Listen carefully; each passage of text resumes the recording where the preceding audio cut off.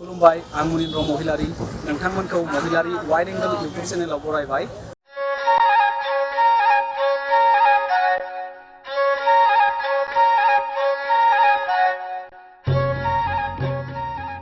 आं दा दङ धुबरी डिस्ट्रिक्टनि नैबे गौरीपुराव। दिनैनि बे भिडिअआव आं नोंथांमोननो रुपसी एयारपर्टनि गासै नुथायखौ दिन्थिनो लादों। आं नैबे जा जायगायाव दङ बे टेम्पो स्टेशननिफ्राय गासै 5निफ्राय 10 किल'मिटारनि गेजेराव रुपसी एयारपर्टआ। रुपसी एयारपर्टसिम जों थांनो लाबाय। जों पिकनिकजों थांगासिनो दं। गासै 5निफ्राय 10 किल'मिटारनि गेजेराव रुपसी एयारपर्टसिम जागोन। लोगोसे दिनैनि बे भिडिअ खालामनायाव आंजों लोगोआव दंफायो रसा देरहासार यूट्यूब चेनेलनि बिगोमा राकेश रामसियारि बिथाङा।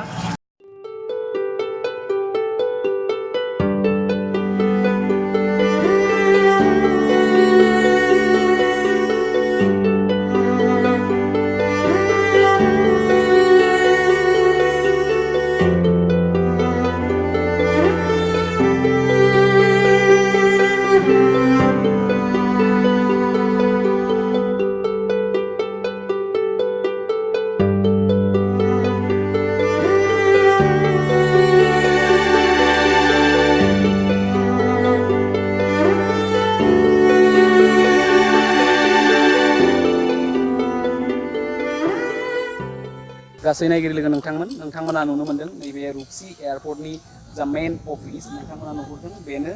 बे एयारपर्ट जा अथरिटी अफ इन्डिया बिथांमोना दासिम बे खामानिखौ जेसेबां हायो थाबैनो फोजोबनायनि लामायाव बेवहाय गोबां लेबारफोरखौ इउज खालामनाय जादों। लोगोसे खोनानो मोन्दोंमोन सेप्टेम्बरनि 17आव बेनि ग्रेन्ड अपेनिंआ जागोन होनना, नाथाय आं नुनायाव बेबायदि जाफुंगोन होनना सानाखै।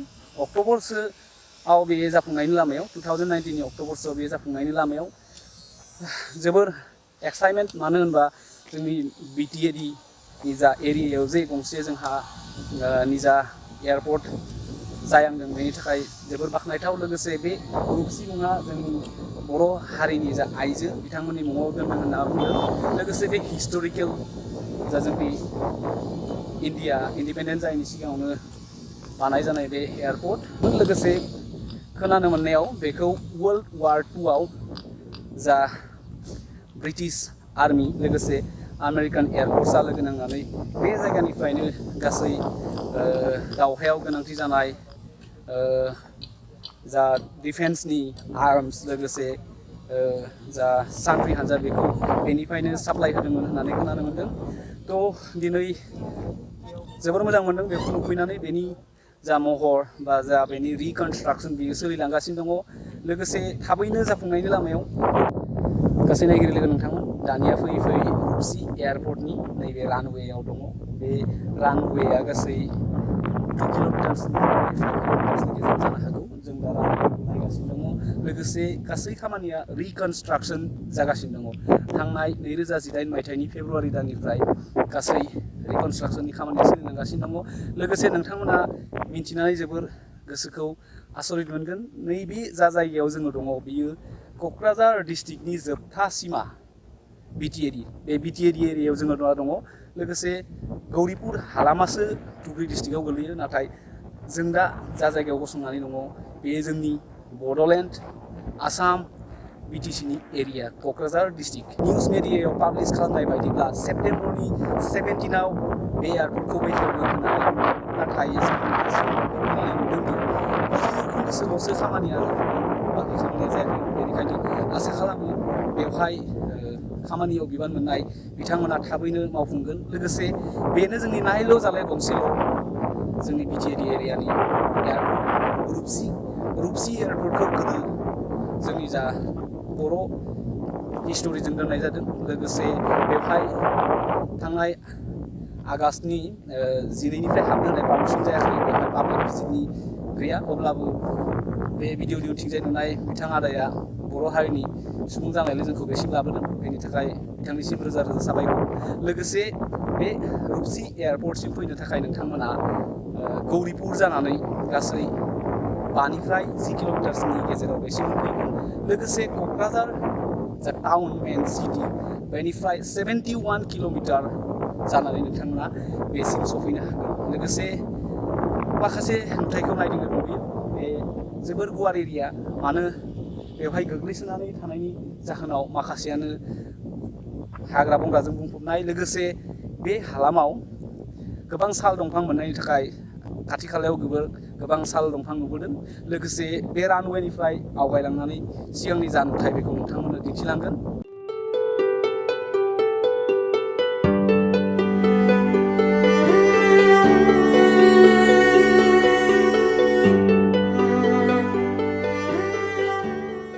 रानवेनिफ्राय फैयै नैबे रुपसि एयारपर्टनि जा गाहाय मावखुलि जायाव पेसेन्जार जगोन जाय टिकेट चेकिं बानायगोन बेनि लामाथिं हाबदों। दानिया जोङो नैबे रुम सिङाव हाबबोदों बेनो अफिस रुम बेवहाय गोबां पेसेन्जार जिरायगोन लोगोसे नैफोर गासै फ्लाइटनि जा काउन्टार टिकेट चेकिं बेनो जाजोबगोन।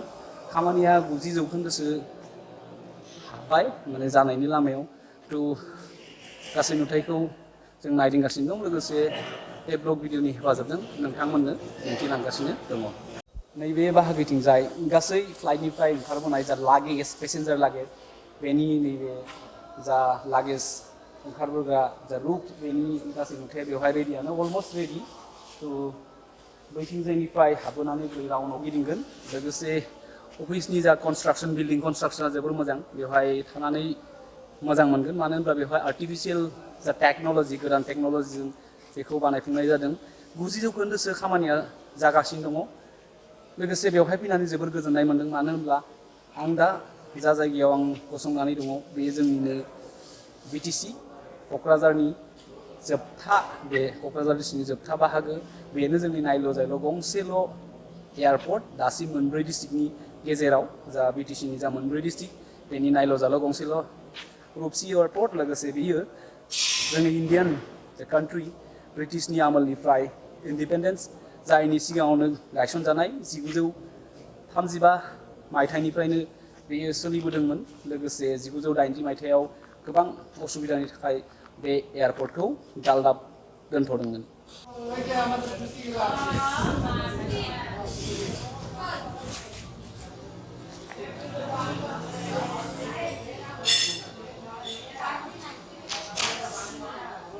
दिनैनि ब्लग भिडिअ'आव जों जेसेबां हागौ रुपसि एयारपर्टनि गासै नुथायफोरखौ नोंथांमोननो दिन्थिबाय लोगोसे सिगाङाव थांबावनानै जोबथासिनखौ नोंथांमोननो दिन्थिगोन लोगोसे नोंथांमोना बे जा रुपसि एयारपर्टनि सायाव लानाय ब्लग भिडिअ बेखौ गासैबो जोंनि बर' हारिनि सुबुंफोरनो शेयार खालामनानै मिन्थिहोनायाव हेफाजाब हो मानो होनब्ला बेबायदि इनफर्मेटिभ डाटा कालेक्ट खालामनानै बेनि सायाव आं जिखिनिखौ ब्लग भिडिअ खालामदों जानो हागौ बेबायदि आं नुनो मोनाखै दासिमबो रुपसि एयारपर्टनि सायाव जोंनि बर' हारिनि रावजों लानाय भिडिअखौ आं नुदोंब्लाबो बा इनफर्मेटिभ जायाखै होननानै आं सानो। बेसिम मोनसे इनफरमेसन होनो नागिरदों बेवहाय थांनाय आगष्ट दाननि 12 अक्ट'निफ्राय भिजिटर्स हाबनो होनाय जायाखै मानो होनब्ला बेवहाय गोबां सिकिउरिटि रिजननि थाखाय भिजिटर्सफोरखौ बन्द' खालामनानै होनाय जादों। जोंखौबो गेटआव सफैनो सिकिउरिटि हाबनो होआखैमोन नाथाय जोंहा भाग्य मोजां जोंनि हारिनिनो सासे आदाया बेवहाय खामानि मावो बिथांनि हेफाजाबजों जों गासैखौबो मोजाङै मोजां माने 100% जाफुंनाय बायदि नायथिंनो मोन्दों होननानै आं सानो। नोंथांमोना बेसिम सफैनो थाखाय नेशनेल हाइवेनिफ्राय राखलुबि जानानै गासै 140 किल'मिटार्सनि डिस्टेन्सआव गिबियावनो नोंथांमोना धुबुरी डिस्ट्रिक्टनि गौरिपुरसिम फैनो हागोन। बेनिफ्राय गौरिपुरनिफ्राय नोंथांमोना टेम्प' बा बायदि जा पिलपिला बायदिखौ लानानै नोंथांमोना बेसिम सफैनो हागोन। मेन गेटसिम गासै 5 किल'मिटारनि गेजेराव जागोन लोगोसे जा एयारपर्ट ग्राउन्ड फिल्ड बेसिम गासै 10 किल'मिटारनि डिस्टेन्सआव जानांगौ। रानवेसिम जों नायनायाव 11 किल'मिटारनि गेजेराव जादों होननानै आं नायदोंमोन लोगोसे फुल फ्लेजेड फांसनिं जानायनि उनाव जानो हागौ बेवहाय गोबां गारि बायदिसिनानि सुबिदा जागोन लोगोसे बे जायगाया थाबैनो जोबोर डेभेलपमेन्ट जानायनि लामायाव मानो होनोब्ला बे रुपसि एयारपर्टनिफ्राय इन्टारनेशनेल कान्ट्रि बांलादेश लोगोसे जोंनिनो इण्डियान गुवाहाटी बागड'ग्रा बायदिया जोबोर खम डिस्टेन्सनि गेजेराव लोगोसे इयुनाव जानो हागौ बे एयारपर्टखौ इन्टारनेशनेल एयारपर्ट हिसाबै कनभार्ट खालामनो हागौ। दा नाथाय बे समाव अनलि डमेस्टिक फ्लाइटफोरखौसो सार्भिस होग्रोगोन। दा उनावसो मिन्थिनो मोनसिगोन मा कम्पानिनि फ्लाइटआ गिबियाव बेवहाय बिरजेननो मोनगोन। नाथाय जा सेप्टेम्बर मासाव बेखेवनायनि मोनसे आसा होदों मिडियाफोराव बे नाथाय जाफुंनायनि लामायाव नङा मानो होनब्ला 90 जौखोन्दोसो बेवहाय खामानिया जाफुंदों थ' इयुनावसो मिन्थिसिगोन बेसेबां थाबैनो खामानिया जाफुङो लोगोसे जेसेबां थाबैनो जाफुङो जोंनिनो लाब थ' गासै नायगिरि लोगो नोंथांमोन दिनै बोथोरा जोबोर साफा मैयानि समफोराव जोबोर अखा हादोंमोन नाथाय दिनै जोंनि बे जा प्लानिं बेवहाय साक्सेसफुलि बोथोरा जोंखौ मदद होदों लोगोसे नोंथांमोननो जेसेबां हायो रुपसि एयारपर्टनि गासै नुथायखौ दिन्थिबाय लोगोसे जा थांलाय फैलायनि कमिउनिकेसन राहा बेखौ एप्रक्सलिसो बुंनाय जादों बे जे जों बुंनाय किल'मिटार्सफ्रा सेम जागोन बे नङा बेनिखायनो नोंथांमोना गुगोल मेपनि हेफाजाबजों बेसिम फैनो हागोन नाथाय नैबे समाव दासिमबो बेवहाय भिजिटर्स हाबनायनि सुबिदा होआखै उनफ्राव जानो हागौ बिथांमोना होगोन लोगोसे दिनैनि बे जा रुपसि एयारपर्टनि नुथाय बेखौ दिन्थिनायाव जोंनिनो आदा सासे बेखौ मदद होदों बेनिखायनो बिथांखौबो रोजा रोजा साबायखर लोगोसे दिनैनि जे रुपसि एयारपर्टनि सायाव जोंनि आंगोनि बर' बिमा रावजों जिखिनि हायो आं डाटा कालेक्ट खालामनानै डाटानि सायाव नोंथांमोननो भिडिअखौ खालामबाय आसा खालामो नोंथांमोना भिडिअखौ नायनानै मोजां मोनदों जुदि मोजां मोनदोंब्ला नोंथांमोना भिडिअखौ लाइक खालाम लोगोसे साफ्रोमनोबो शेयार खालाम मानो होनोब्ला नैबे जा जायगायाव दङ बेयो क'क्राझार डिस्ट्रिक्टनि जोबथा सिमा लोगोसे जोंनि जायगायाव मोनसेल' BTAD एरियानि